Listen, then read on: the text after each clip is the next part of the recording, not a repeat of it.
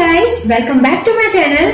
मैं हूँ शालिनी और मेरे चैनल प्रयत्न विद शालिनी में आप सभी का स्वागत है। आज मैं आपको एक बार फिर से पुरानी साड़ियों का रिव्यूज बताऊंगी। इसके पहले भी मैं पुरानी साड़ियों का रिव्यूज आपको बता चुकी हूँ और जो कुछ भी मैंने साड़ियों से बनाया है उनकी लिंक मैं आपको डिस्क्रिप्शन बॉक्स में दे रही हूँ, तो आप सभी वो वीडियोस देख सकते हैं और अपनी पुरानी साड़ियों का रिव्यूज आप कर सकते हैं।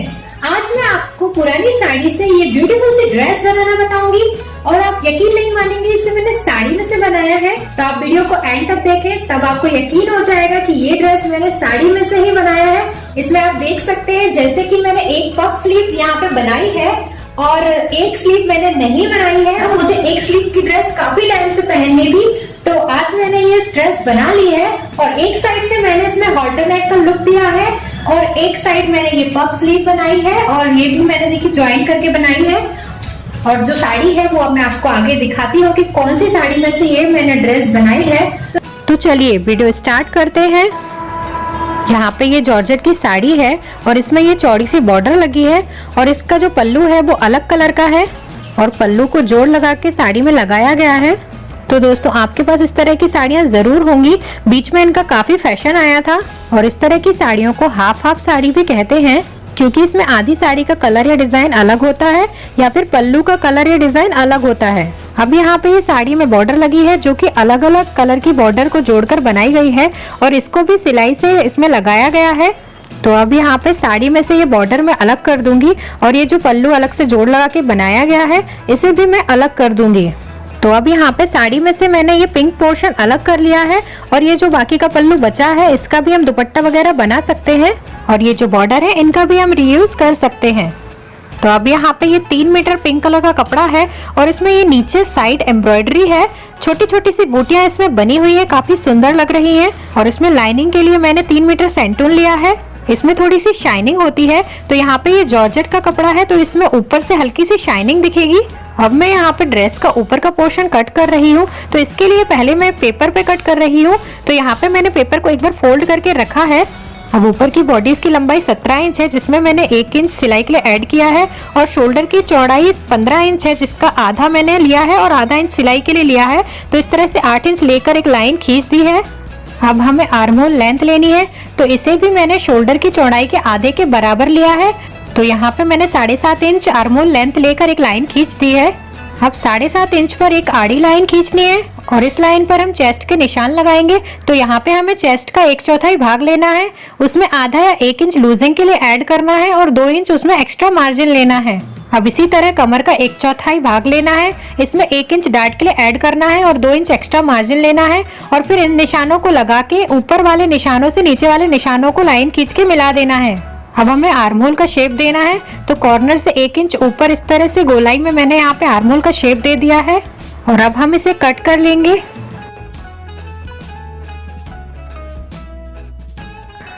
अब इसे कट कर लेने के बाद मैं यहाँ पे गले की चौड़ाई ले रही हूँ, तो मैंने 3 इंच लेकर निशान लगाया है और जो गले की लेंथ ली है वो 2.5 इंच ली है। अब 3x4 का बॉक्स बना के मैंने यहाँ पे गले का शेप दे दिया है और इसके बाद मैं यहाँ पे शोल्डर डाउन कर रही हूँ, तो ऊपर से आधा इंच लेकर मैंने इस तरह से तिरछा निशान लगा दिया है। अब इसे हॉल्टर नेक में कन्वर्ट करने के लिए जो शोल्डर की चौड़ाई है उसका मैं आधा लूंगी। तो यहाँ पे शोल्डर की चौड़ाई 5 इंच है, तो मैंने 2.5 इंच पर निशान लगाया है और फिर इसे नीचे आर्म होल तक मिला दिया है। तो अभी मैंने यहाँ पे शोल्डर की चौड़ाई को कम कर दिया है और यदि शोल्डर बिल्कुल नहीं लेना है तो इस केस में हमें जो गले की चौड़ाई है उसके बाद आधा इंच का निशान लगाना है और फिर नीचे आर्म होल से मिला देना है। तो इस तरह से ये मैंने लाइन खींच दी है और अब मैंने यहाँ पे जो शोल्डर डाउन किए थे उसे कट कर दिया है। मैं यहाँ पे केवल एक साइड हॉल्टर नेक का लुक दे रही हूँ, तो पेपर की एक ही लेयर को मैं कट कर रही हूँ। तो गले के पास से जो मैंने निशान लगाया था वहां से मैंने इसे कट कर लिया है। तो इस तरह से एक साइड हॉल्टर नेक का लुक आ गया है। अब मैं यहाँ पे नेक कट कर रही हूँ, तो ये 2.5 इंच लंबा गला मैंने कट कर लिया है। अब मैं यहाँ पे ये जो हॉल्टर नेक कट किया है इसमें हल्की सी गोलाई दे रही हूँ ताकि थोड़ा सा शेप आ जाए। इसे चाहे तो स्ट्रेट भी रख सकते हैं जैसा पहले कट किया था वैसे ही। अब यहाँ पे पेपर पे कटिंग हो जाने के बाद मैं इसे कपड़े पे कट कर रही हूँ। तो कपड़े को मैंने एक बार फोल्ड कर लिया है इसकी लंबाई में लेकर, फिर मैंने इसे कट कर लिया है। तो यहाँ पे आगे और पीछे के पार्ट कट हो गए हैं और अब इसे मेन फैब्रिक पे भी कट करना है। तो हमें इस तरह से इसे कट करना है कि हमें घेर का भी कपड़ा लेना है इसमें से, तो ये खराब ना हो। तो ये जो आगे साइड यहाँ पे एम्ब्रॉयडरी नहीं है, तो यहाँ से मैंने एक बार कपड़े को फोल्ड किया है तो इस तरह से नहीं आ रहा है। अब मैं इसे लाइनिंग की तरह ही कट करूंगी। तो अब हमें ऊपर का जो पार्ट है उसकी लंबाई से डबल कपड़ा ले लेना है और उसे कट करके अलग कर लेना है। तो यहाँ पे मैं साड़ी को इस तरह से कट कर रही हूँ, मैंने इस तरह से फाड़ के कट कर रही हूँ क्योंकि ये सीधा कट होता है। तो अब मैंने यहाँ पे 36 इंच का कपड़ा लिया है और इस तरह से फोल्ड किया है और अब मैं इससे ऊपर के पार्ट कट कर लूंगी। उसके बाद घेर कट करना है। तो यहाँ पे लगभग 2 मीटर का कपड़ा बचा है, तो इसे मैंने 2 बार फोल्ड करके इस तरह से रखा है।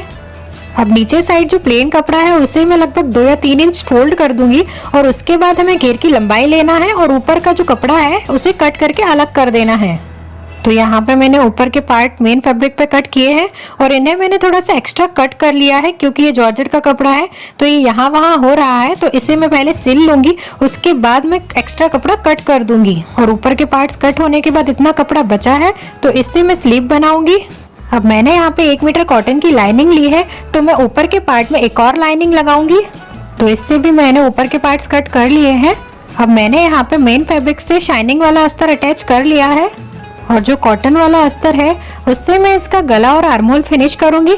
तो यहाँ पे मैंने कॉटन वाला अस्तर लिया है और मेन फैब्रिक का सीधा पार्ट अंदर की साइड रखा है और कॉटन वाला अस्तर का भी सीधा साइड अंदर की साइड रखा है और फिर आर्महोल और गले पे सिलाई लगा देना है। तो यहाँ पे मैंने दोनों पार्ट्स में इस तरह से आर्महोल और गले में सिलाई लगा दी है और अब इन्हें सीधा कर देना है। तो इस तरह से एक साइड का आर्महोल और गला फिनिश हो गया है। अब हम चारों तरफ सिलाई लगाकर दूसरे अस्तर को भी अटैच कर लेंगे। तो इस तरह से आगे और पीछे के पार्ट हमें तैयार कर लेने हैं। अब यहाँ पे कमर पे मैंने जो डार्ट के लिए 1-1 इंच एक्स्ट्रा लिया था, तो हम चाहें तो डार्ट की जगह यहाँ पे प्लीट भी डाल सकते हैं। तो यहाँ पे फोल्ड साइड से 4 इंच पर हमें ये 2 प्लीट डाल लेनी है, 2 या 3 जितनी भी आपको डालना है। तो छोटी छोटी आप उस हिसाब से डाल सकते हैं जितना कपड़ा आपने एक्स्ट्रा लिया है, लेकिन मैं इसमें डार्ट लगा रही हूँ। तो अब मुझे डार्ट के निशान लगाना है। तो यहाँ पे फोल्ड साइड से मैंने 4 इंच पर निशान लगाया है। अब 4 इंच वाले निशान पे 5 इंच लंबी लाइन खींचनी है, या फिर हम इसे बस्ट पॉइंट से भी ले सकते हैं। तो पहले हमें बस्ट पॉइंट ले लेना है। तो यहाँ पे मैंने ऊपर से 10 इंच लिया है और अब 10 इंच के नीचे से 2 इंच छोड़कर फिर हमें नीचे तक लाइन मिला देनी है और फिर लाइन के दोनों साइड आधा इंच लेकर निशान लगाना है। तो इस तरह से ये 1 इंच चौड़ी डार्ट के निशान लग गए हैं। अब इसी तरह से दूसरे साइड भी डार्ट के निशान लगा लेने हैं। तो फोल्ड साइड से 4 इंच और जितनी लंबाई डार्ट की है आगे साइड उतनी ही लंबाई हमें पीछे साइड भी डार्ट की ले लेनी है। तो इस तरह से दोनों डार्ट के निशान लग गए हैं। अब यही डार्ट के निशान हमें पीछे वाले पार्ट पर भी लगा लेना है और फिर सभी डार्ट्स पे सिलाई लगा लेनी है। तो यहाँ पे मैंने ये दोनों पार्ट्स तैयार कर लिए हैं।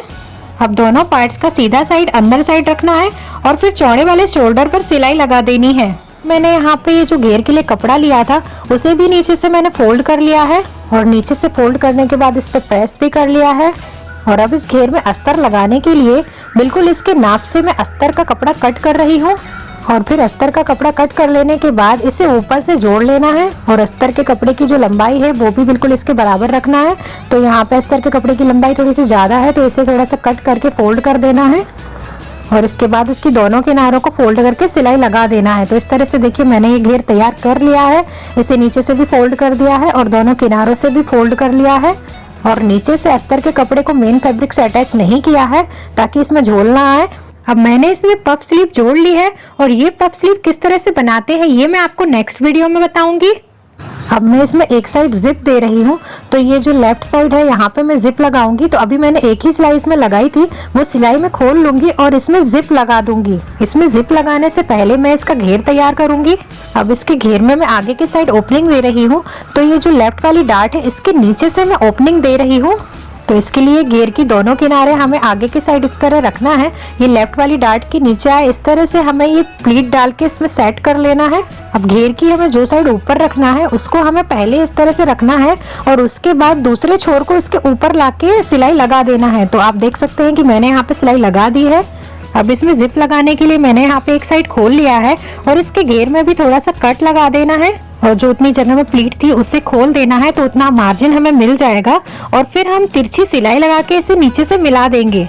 तो 4 से 5 इंच तक का ही कट हमें लगाना है और फिर 1.5 या 2 इंच छोड़कर ये जो कट है इसको सिल देना है। तो इस तरह से घेर में भी हमें जिप लगाने के लिए मार्जिन मिल जाएगा।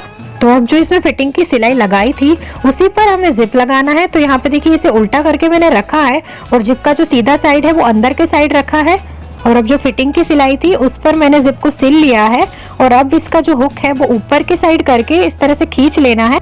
तो जो इसका हुक है वो आगे के साइड आ जाएगा और ये देखिए जिप बहुत अच्छी तरह से इसमें लग जाएगी। और जो ऊपर से इसका जिप का मार्जिन है एक्स्ट्रा उसे हमें अंदर के साइड करके सिलाई लगा देना है और चाहे तो ऊपर एक हुक भी लगा सकते हैं। तो यहाँ पे ये जिप इसमें बहुत अच्छी तरह से लग गई है और जो इसका कट था वो भी आप देख सकते हैं, इस तरह से इसमें सिलाई लगा दी है। अब इसका जो दूसरा वाला शोल्डर है ये अभी खुला है तो इसमें भी हमें हुकाई लगा देना है क्योंकि इसका जो गला है वो बहुत छोटा है तो इस वजह से इसमें ओपनिंग देनी होगी। तो आप देख सकते हैं कि मैंने यहाँ पे आगे साइड हुक लगा दिया है और पीछे साइड रेडीमेड आई लगा दिया है। तो इस तरह से हम इसे बंद कर सकते हैं और इसे पहनने के बाद यदि आर्मोल लूज होता है तो इसमें आधा से पौना इंच चौड़ी डार्ट भी डाल सकते हैं। तो इस तरह से पीछे साइड से हमें इसमें डार्ट डाल देनी है। अब जहाँ पे मैंने ड्रेस में हुकाई लगाया है वहाँ पे मैंने लगाने के लिए ये फ्लावर बनाया है। इसे मैंने बचे हुए कपड़े में से ही बनाया है और ये किस तरह से मैंने बनाया है ये भी मैं आपको नेक्स्ट वीडियो में बताऊंगी। तो ये सुंदर सा फ्लावर बनाने के लिए आप वो वीडियो जरूर देखिएगा।